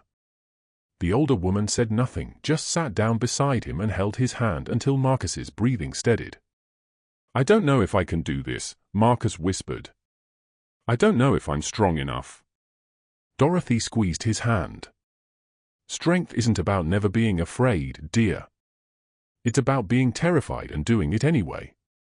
She paused. "You think Nathaniel wasn't scared? He spent 40 years looking over his shoulder. But he survived. And so will you." That afternoon, while Julian was at Dorothy's store helping sort inventory and eating cookies, Marcus met with Robert and a team of FBI agents. They sat around the kitchen counter, the same counter where Marcus had first discovered Nathaniel's secrets, and they made a plan. The threats were escalating. That much was clear. But they were also desperate, sloppy. The Morettis and their associates were losing power daily as assets were frozen and allies turned on each other. The spray paint wasn't the act of an organized criminal enterprise. It was the act of someone angry and afraid. Still, desperate people were dangerous people. Agent Sarah Reeves, who'd been leading Marcus's protection detail, laid out their options. "We can move you into protective custody temporarily. Safe house, 24-hour guard, complete isolation until the trial." Marcus shook his head. Julian just started to feel safe here. "I can't uproot him again." "Then we increase security here," Sarah said. "More cameras, panic buttons in every room, agents stationed on the property." "But Mr. Bennett, you need to understand that staying makes you vulnerable." "I understand," Marcus said quietly. "But this cabin, this place, it's important. It's where everything changed. If I run from it, I'm letting them win." Robert leaned forward. "There's another option. Go public. Really public. Tell your story to everyone who'll listen. Make yourself too visible to hurt. If something happens to you now, with all this media attention, it would bring even more scrutiny down on anyone connected to the Morettis." Marcus considered this. The idea of putting himself out there, of exposing not just the story, but his face, his voice, his son, terrified him. But Robert was right. Visibility was protection. "Okay," he said. "Let's do it. Going public." The interview aired on a Sunday evening, prime time, on a major network. Marcus sat across from a journalist named Patricia Evans, who'd built a career on exposing corruption and giving voice to whistleblowers. The cameras felt like 1,000 eyes watching, judging, waiting for him to stumble. But when Patricia asked him why he'd come forward, why he hadn't just taken the money and disappeared, Marcus's answer came easily. "I have a son," he said, his voice steady despite his nerves. "And I want him to grow up in a world where doing the right thing matters more than doing the safe thing. I want him to know that his father stood up when it would have been easier to stay down." Patricia leaned in. "You've been threatened. Someone painted a death threat on your door. Aren't you afraid?" "Terrified," Marcus admitted. "Every single day. But I'm more afraid of teaching my son that powerful people can do whatever they want as long as nobody's brave enough to stop them." The interview ran for 45 minutes. Marcus talked about Nathaniel, about the cabin, about discovering the vault. He talked about the choice he'd faced and why he'd made the decision he did. He talked about the fallen giant foundation he was building to help single parents who were struggling the way he had struggled. And he talked about Julian, about wanting to build a world where his son could grow up safe and strong and unafraid. The response was overwhelming. Within hours, the Foundation's website, which Robert had helped him build, received thousands of donations. By morning, it had received millions. People from across the country sent money, sent messages of support, sent stories of their own struggles and their own choices between safety and justice. Marcus read through the messages with tears streaming down his face. He'd thought he was alone in this fight. But he wasn't. There were thousands of people out there who understood, who'd faced similar choices, who were rooting for him. One message in particular struck him deeply. It came from a man named David who lived in Ohio. 20 years ago, I saw something at work that I knew was wrong. Fraud. Stealing from pension funds. Ruining people's retirements. I stayed quiet because I was afraid, because I had kids to feed and bills to pay. Those people lost everything, and I said nothing. I've lived with that guilt every day since. Thank you for being braver than I was. Thank you for showing my son that speaking up matters. Marcus printed that message and pinned it to the wall above Nathaniel's desk. On days when the fear felt overwhelming, when the threat seemed too real, when he wondered if he'd made the right choice, he would read David's words and remember why this mattered.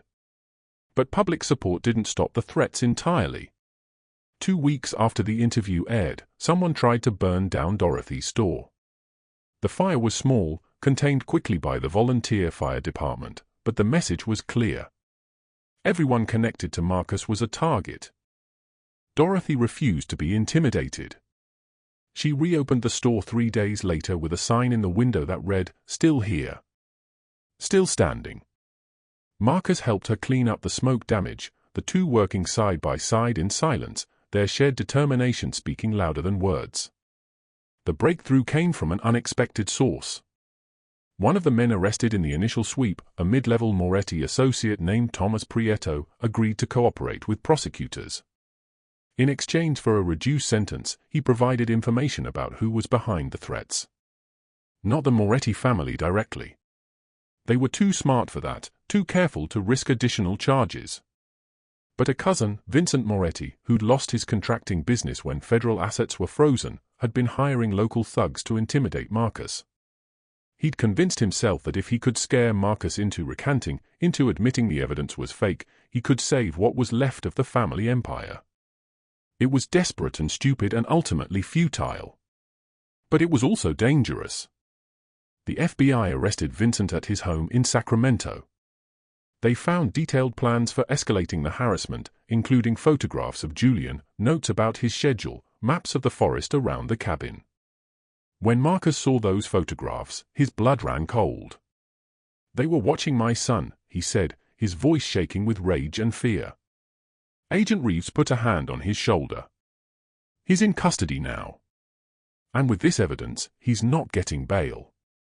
He'll be locked up until trial. And with the additional charges, he's looking at 20 to 30 years. But Marcus couldn't stop staring at the photos. Julian walking to Dorothy's store. Julian playing in the forest. Julian climbing trees and laughing, completely unaware that someone had been watching, waiting, planning. That night, after Julian was asleep, Marcus sat outside the cabin under a sky full of stars. The forest was quiet except for the occasional hoot of an owl and the whisper of wind through ancient branches. He thought about Nathaniel, about how he'd lived out here for 4 decades, alone and afraid, carrying his secrets like stones. He understood now why he'd chosen isolation. It was easier. Safer. Less complicated. But it was also lonely and limited.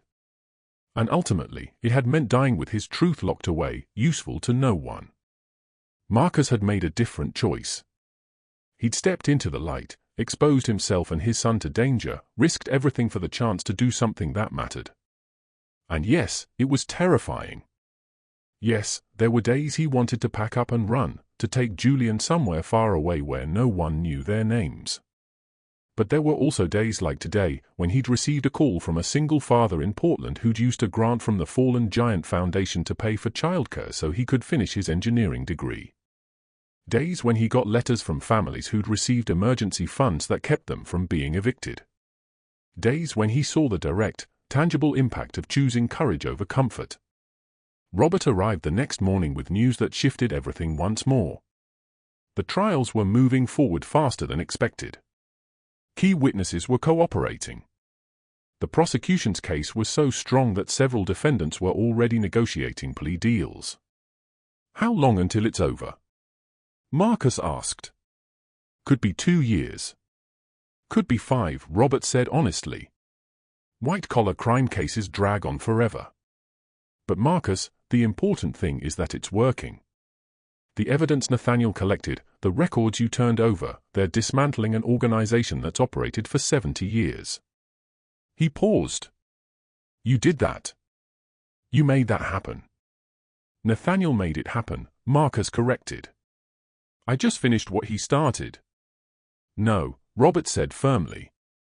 Nathaniel collected evidence. You chose to use it. There's a difference. He looked at him intently. Do you understand how significant that is? How many people would have taken the money and buried the truth? Marcus shrugged. I'm not special. I'm just someone who was put in an impossible situation and tried to do the right thing. That's exactly what makes you special, Robert said. Building something new. As spring turned to summer, life at the cabin began to settle into something resembling normal. The security remained, but it became part of the background. Julian turned 8 and had a birthday party at Dorothy's store, surrounded by new friends he'd made in Ferndale. Marcus hired a local contractor to make some improvements to the cabin, nothing that changed its essential character, just updates to make it more comfortable for year-round living. The fallen giant foundation grew beyond Marcus's wildest dreams. With Robert's help, he'd established a proper board of directors, hired staff, and created programs that served single parents in 6 states. The foundation provided emergency financial assistance, childcare subsidies, job training, legal aid, and mental health services. Everything Marcus wished he'd had during those desperate years of struggling alone. The first grant recipient he met in person was a man named Kevin who lived in Sacramento. Kevin had been working 3 part-time jobs after his wife left, barely keeping his head above water with 2 kids under 5. The foundation's grant had allowed him to quit 2 of those jobs and enroll in an automotive technician certification program. When Kevin hugged Marcus and cried, thanking him for changing his life, Marcus felt something crack open inside his chest. This was why he'd taken the risk. This was why exposure and fear and threats had been worth it, because Kevin's kids would have their father home more. Because Kevin would have a career instead of dead-end jobs. Because one family's story had changed. And it wasn't just Kevin. The foundation was helping hundreds of families, with more enrolling every month. Marcus spent hours reviewing applications, reading stories that reminded him so much of his own. Each approval he signed felt like paying forward the impossible gift Nathaniel had given him. One afternoon, while Marcus was working at the desk in the cabin, Julian came down from the loft with a question that stopped him cold. Dad, do you think Great-Uncle Nathaniel was a bad man? Marcus set down his pen. Why do you ask that, buddy? Julian twisted his hands together. I heard some kids in town talking. They said he stole money from criminals. That's still stealing, isn't it? Marcus gestured for Julian to come sit beside him. He thought carefully about how to answer. Great-Uncle Nathaniel made some mistakes, he said. He worked for people who did bad things, and he helped them hide their money. That was wrong. But? Julian prompted, hearing the unspoken word. But he also tried to make it right. He kept records of everything so that someday someone could use them to stop those bad people. And he saved money his whole life so that we could help others. He pulled Julian close. People are complicated, buddy. We can do wrong things and right things. What matters is what we choose to do when we realize we've made mistakes. Did you make mistakes, Dad? Lots of them, Marcus said honestly. But I'm trying to make better choices now. For you, for other people, for myself. Julian was quiet for a moment. I think Great-Uncle Nathaniel would be proud of you. Marcus's eyes filled with tears. I hope so, buddy. I really hope so. The end and the beginning. The official end came on a grey October afternoon, nearly a year after Marcus had first opened the vault. Anthony Moretti, along with his father Vincent and 11 other family members, pleaded guilty to multiple federal charges. The plea deals meant they avoided trial, but the sentences were still severe. Anthony would serve 18 years. His father, who'd run the organization after his own father's death, would spend the rest of his life in prison. Agent Reeves called Marcus personally with the news. "It's over," she said. "Really over. The organization is dismantled. Assets are seized. Everyone who was anyone is either in prison or cooperating to stay out of it." Marcus sat down heavily. The word felt strange, impossible. For a year, he'd lived with constant vigilance, constant fear, constant awareness of the danger circling him and Julian. And now it was just over. "What happens now?" Marcus asked. "Now you live your life," Sarah said. "You raise your son. You run your foundation. You do whatever you want. Because you're free." Free. Another word that felt foreign on Marcus's tongue. That evening, Marcus stood outside the cabin and looked up at the massive fallen tree that housed his home. Moss grew thick on its bark. Small plants had taken root in the crevices. Birds nested in the branches that still reached skyward. Even in death, the tree continued to give life, just like Nathaniel. He had fallen. Had made mistakes. Had fled in shame and fear. But even in hiding, he'd continued to document truth, to plan for justice, to prepare a gift that would change everything. And now Marcus stood in the clearing, no longer the frightened single father who'd arrived with an eviction notice and a prayer. He'd become something else, something stronger. A man who'd faced down a criminal empire and won. A man who'd turned blood money into hope. A man who'd chosen light over shadow. The transformation hadn't happened all at once. It had come in small moments, quiet decisions, tiny acts of courage that accumulated into something larger than he'd ever imagined possible. Julian came outside to join him, slipping his small hand into Marcus's larger one. "Look, Dad," he said, pointing at the sky. The first stars were appearing as dusk settled over the forest. "Beautiful," Marcus whispered. "Everything's going to be okay now, right?" Julian asked. "The bad people are gone." "Yes, buddy. The bad people are gone. And we get to stay here. In the magic tree." Marcus smiled. "For as long as you want. Forever and ever." "Maybe not quite that long," Marcus laughed. "But for a good long while." They stood together in the gathering darkness, father and son, in the shelter of a fallen giant that had become their sanctuary, their home, their symbol of resurrection and renewal. Inside, the walls glowed with warm light from the lamps Marcus had lit. The desk where Nathaniel had planned his elaborate insurance scheme now held foundation paperwork and grant applications. The vault that had hidden a fortune and evidence of corruption now stored photo albums and Julian's artwork and ordinary household items. The cabin had transformed from a hiding place into a home. Legacy. Over the following months, Marcus made a decision that surprised even himself. He invited the media to do a feature on the cabin and the foundation.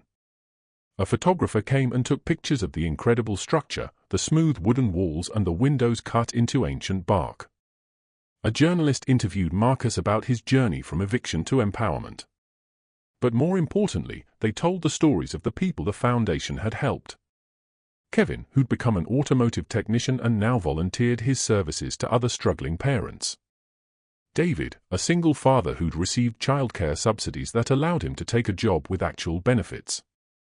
Maria, whose emergency grant had kept her family housed during a medical crisis. The feature ran in a national magazine with the headline, "The Fallen Giant: How One Man Turned a Criminal Fortune into a Force for Good." The publicity brought more donations, more applications, more opportunities to help. But it also brought something Marcus hadn't expected. Other whistleblowers, people who'd seen corruption in their companies, their communities, their institutions, began reaching out. They wanted to know how he'd found the courage. They wanted advice on how to come forward safely. They wanted to hear that it was possible to speak truth to power and survive. Marcus started a support network connecting whistleblowers with attorneys, media contacts, and each other. He shared what he'd learned about protecting yourself and your family. He talked honestly about the fear, the threats, the cost of choosing justice. But he also talked about the other side, the freedom that came from living honestly, the peace that came from knowing you'd done the right thing even when it was the hard thing, the joy of watching your courage ripple outward and inspire others. The cabin became more than just Marcus's home. It became a pilgrimage site of sorts. People who'd been helped by the foundation would drive out to see it, to stand in the clearing and marvel at the massive fallen tree that housed so much hope. Marcus started giving tours on weekends, showing visitors how Nathaniel had carved out the interior, how he'd installed windows and built furniture from the tree itself. He told his story honestly, the mistakes and the redemption, the fear and the courage, the decades spent hiding and the evidence that finally brought justice. He didn't paint him as a hero or a villain, just as a flawed human being who'd tried to make amends for his errors. And he told his own story, too. The eviction notice. The desperate drive north. The shock of discovering the vault. The impossible choice. The year of fear and threats and determination.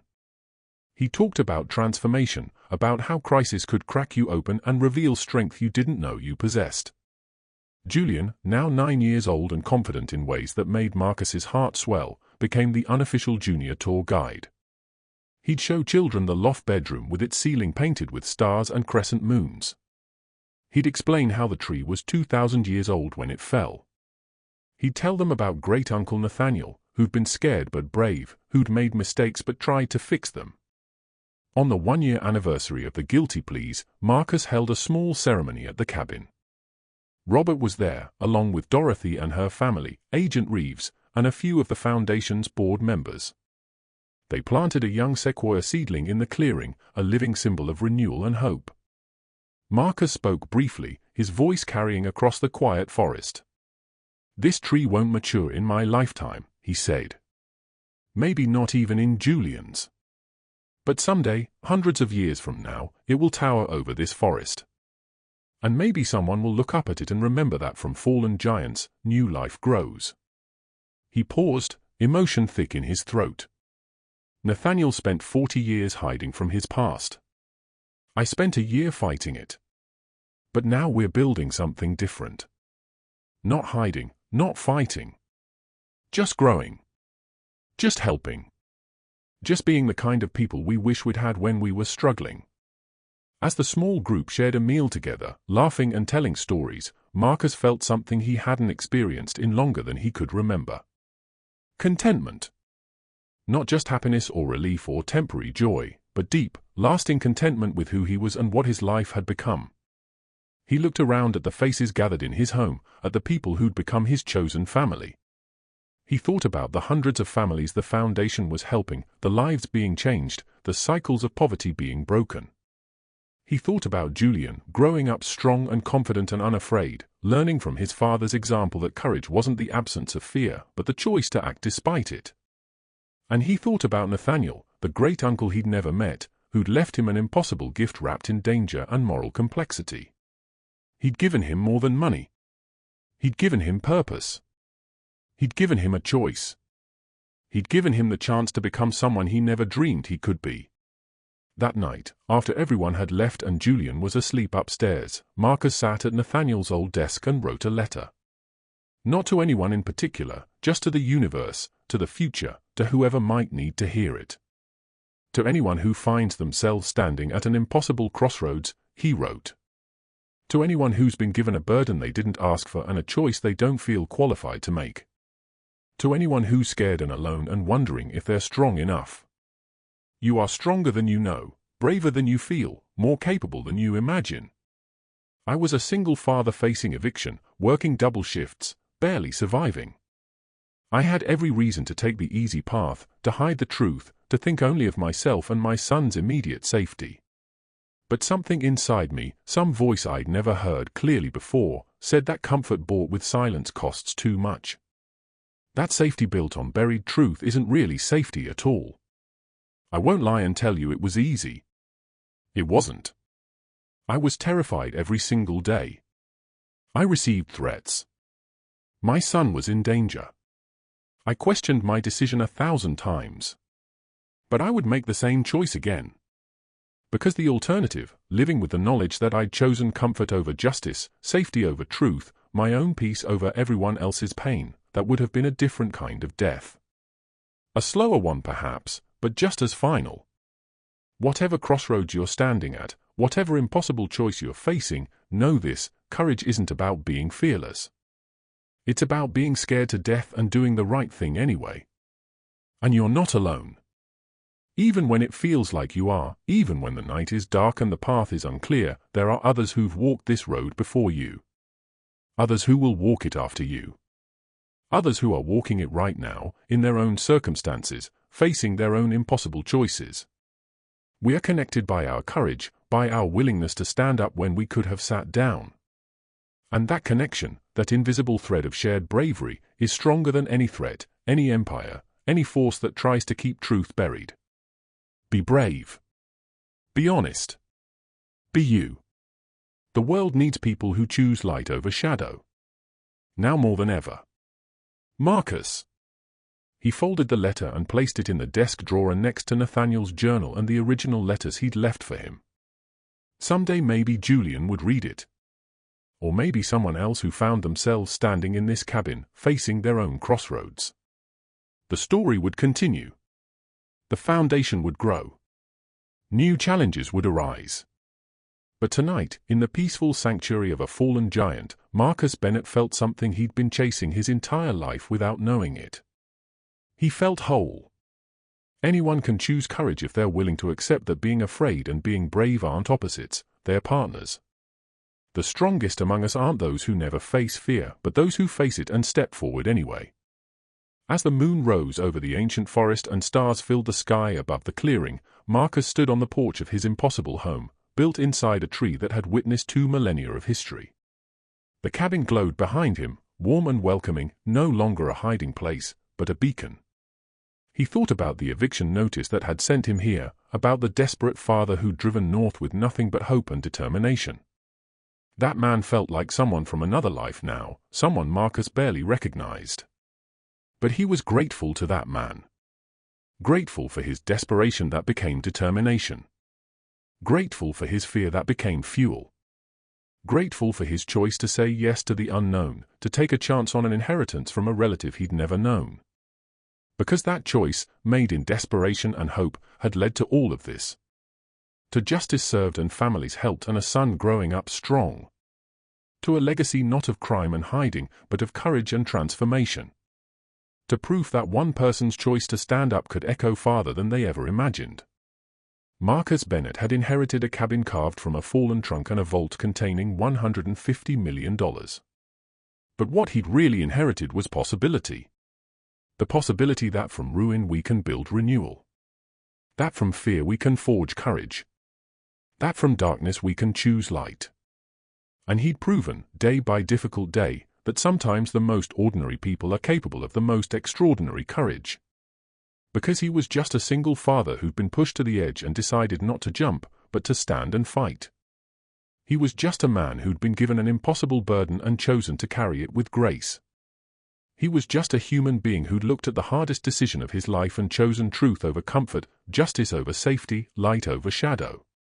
The mechanic and diner worker who'd once barely made rent had become the guardian of hope for thousands of families.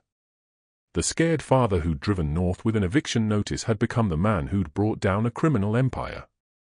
The invisible man society had overlooked had become impossible to ignore. Because for Marcus, and for everyone whose life he touched, courage wasn't a one-time choice. It was a daily decision to keep standing, keep fighting, keep believing that one person could make a difference. And the cabin carved from a fallen giant stood as proof. Not all things that fall are finished. Sometimes they're just beginning.